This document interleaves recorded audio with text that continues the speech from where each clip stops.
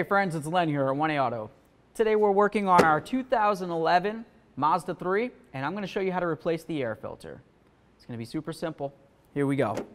We come right over underneath the engine compartment here. We get the hood up. We've got a little clip right here. We've got another one of the same thing right on the back side. We can lift right up on this. You can see our air filter down in here. See if I can grab onto it. There we are. Bring it up, slide it out. There it is. This air filter is pretty dirty, as you can tell. Has quite a bit of debris in it. This is blocking airflow from getting into the engine, essentially kind of starving the engine of air.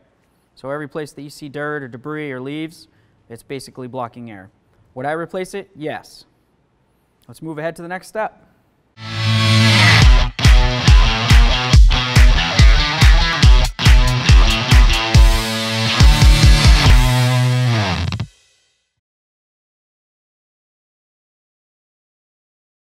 Okay, so now we're going to take our air filter, slide it back in just like that.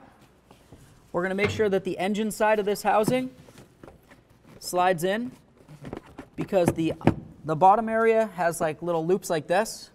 There's one, two, looks like 3 of them going across. And then the top area has little forks that go right inside, okay? So when you bring your air filter down, you go in like that. That holds down the engine side, and then the clips hold down the outer side. So now I'm just going to grab them, give it a little wiggle, make sure I can't pull from this side and I didn't miss putting those in. Looks good to go.